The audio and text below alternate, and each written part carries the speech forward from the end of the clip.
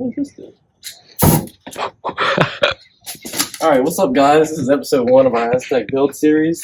This is the car right here. This is the beginning of the YouTube channel. I'm starting this. This will be our first build. So, this is a Kitcar. It was developed from 1971 to 1981. And the cool thing is, doors go up. There's only 400 of these ever made, and they were designed to take a Volkswagen Beetle, which is, as you can see, that's what this transmission is, and that's what that engine is right in my garage back there. Don't mind the Honda. But everything needs to be done on this. The body panels are already been cut out, but however, if you come back to the front, holes need to be drilled for the front end. All the interior needs to be put in. Engine needs to be rebuilt. Engine needs to be put on. Back end needs to be done. And show them this right here. Yes, I understand it's a 5-lug. It's not actually a 5-lug. It's a normal 4-lug. There's just a spacer, also a 4 to 5 lug conversion on it. It has the 4-speed manual with the I think it's a Type H engine, which means this transmission, I think, was for the 67 to 71 series of Beetles. And here's the engine over here. It's just a basic 49 horsepower engine, nothing big. That's the rear end of the car. Behind all that stuff is the front end of the car. We've got a few parts over there. This engine's just going to be sold randomly. But the plan with this car is to rebuild this engine, clean up the transmission, because the transmission actually is really good. Put them all back together, rebuild the brakes, which actually, I'm coming bring it back over here.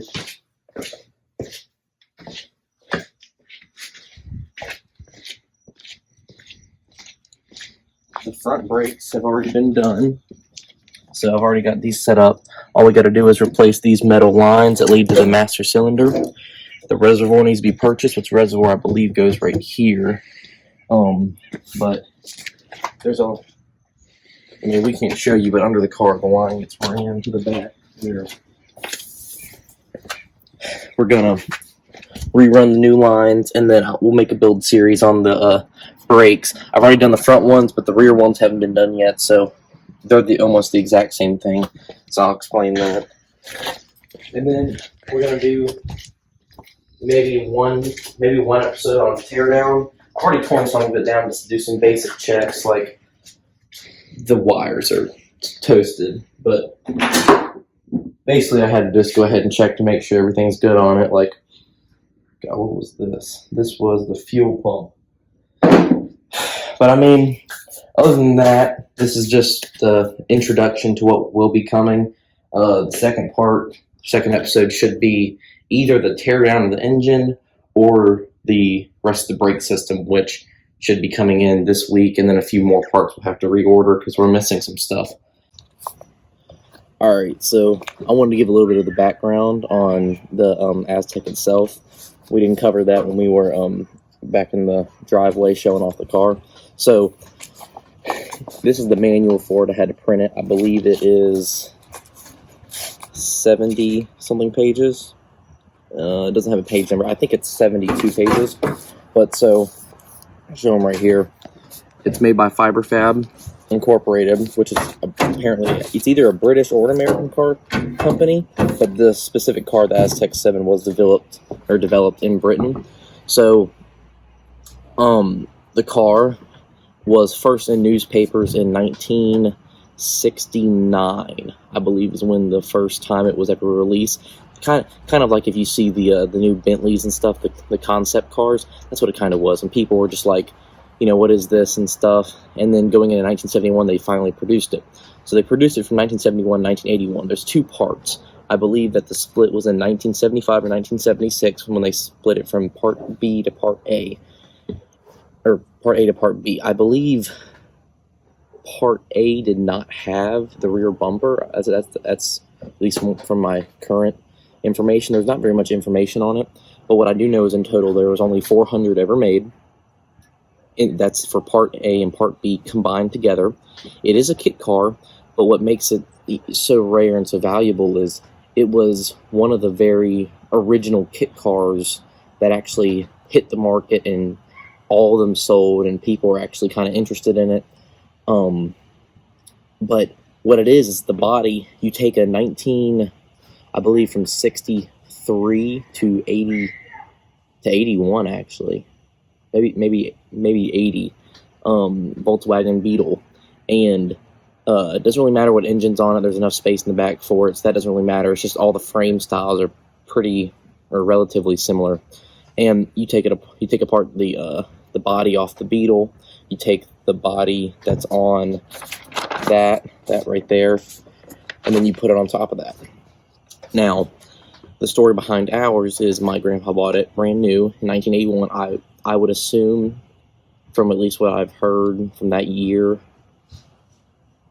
he probably would have purchased somewhere in the 390 to 395th one ever produced, so one of the very, very last ones. He took a 69 Volkswagen Beetle and took the body off of that, put this body on it, but in 1985 he stopped working on it because he had his last daughter, so he decided to put it in the shop. Well, 35 years later, so during quarantine, I decided it's time to take it out, and I'd been hearing about it for years, but then finally, once I saw it in real life, I was interested in it. So I went over to the shop, and we'll get to the shop later because there might actually be a series where we take this disgusting shop. It's very large. It's a huge shop, has a garage door and everything, and fully renovate it to where it will become the main garage for this channel. Well, after 35 years, we decided to pull it out. It took about 11 hours to take it out. It was in the very back corner, furthest away from the garage door. Brought it all the way through after we dug everything that was in its path out. The rear brakes are locked up. That's why if you saw in the video, the wheel dollies were under the rear wheels. I think now it will turn because I took the engine off, because the engine seized up, and it wasn't allowing the transmission to disengage, because I tried to put it in neutral, but for some reason, even after pressing the clutch and everything, the clutch wouldn't even give. But now that I took the engine off, the clutch will give, which I could take off the dollies, but the dollies are so easy to roll around with. But basically, we had to drag it out, which I didn't have dollies at that point. We had to get a tractor, a Mahindra tractor, drive in there, drag it out, unattach the U-Haul trailer from the back of the car, chalk off the wheels, and drag the trailer the car up on the trailer. I do actually have some footage of that, so we would probably end up putting that in the video. It's 20 seconds long or whatever.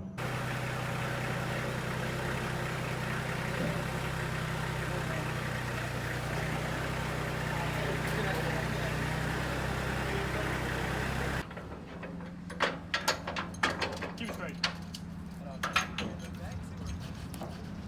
This is gonna drag, that's all it's gonna do.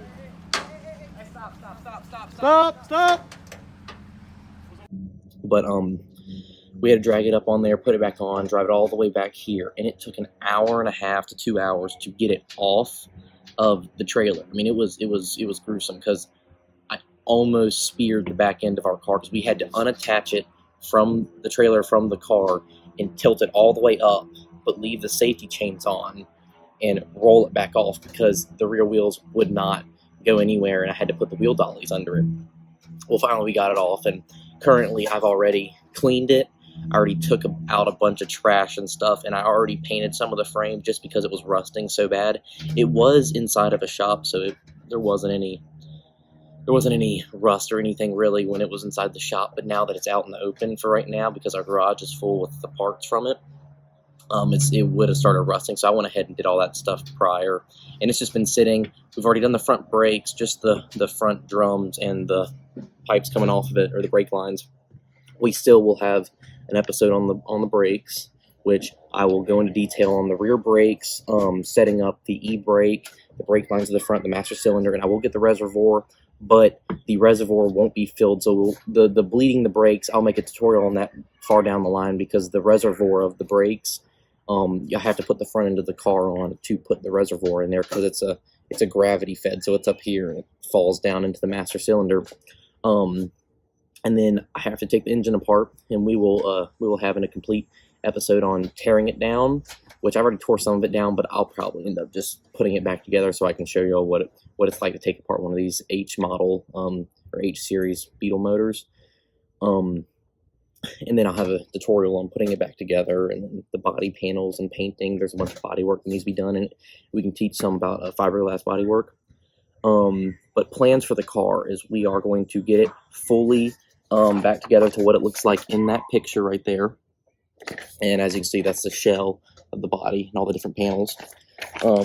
Once we have it back together, then it's time to start modding it.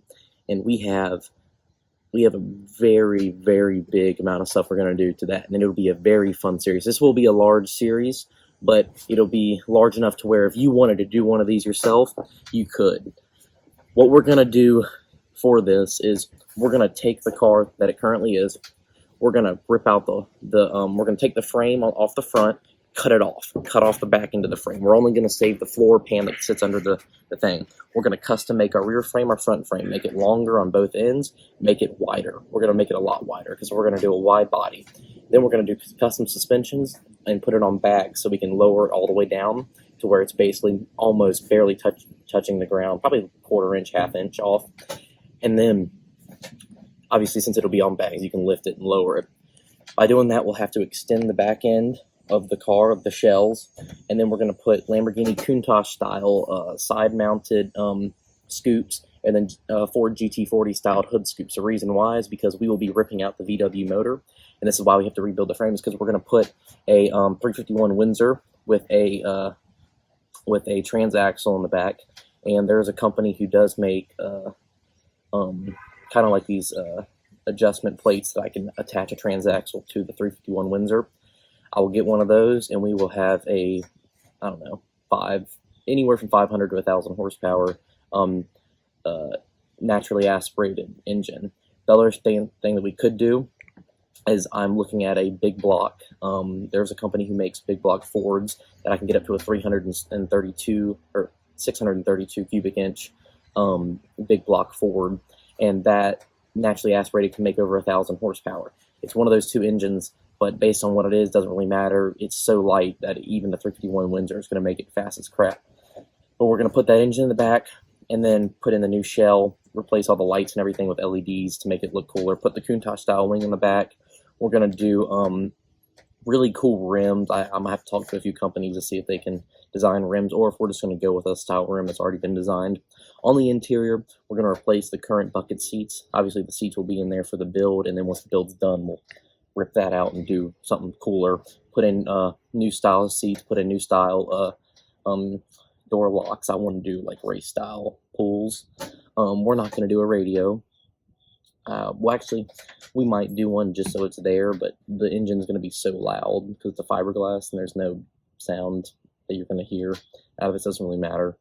But other than that, there's not much more. Oh, we're going to do the transaxle is going to be a 4, 5, 6-speed sequential. So, but that's pretty much it. That's the history, and just one more time to show you. That's the shell of what the body looks like, and that's what it looks like. And like I said, we'll have multiple parts to this, and if you're interested, you can do some research yourself. Like I said, there's not very much. I'm just talking based off of the articles I found. It's such a rare car that nobody really even knows about it. I don't know how many are in the East Coast of the United States where we live. We live in North Carolina, so there could be 10, or from my knowledge of what I've heard, there's only actually one other that's finished on the East Coast, and the person has it sitting in the back of the garage. They haven't even driven it, but thank you guys for watching, and hopefully in the next week or so we'll post the brake line or the teardown of the engine video.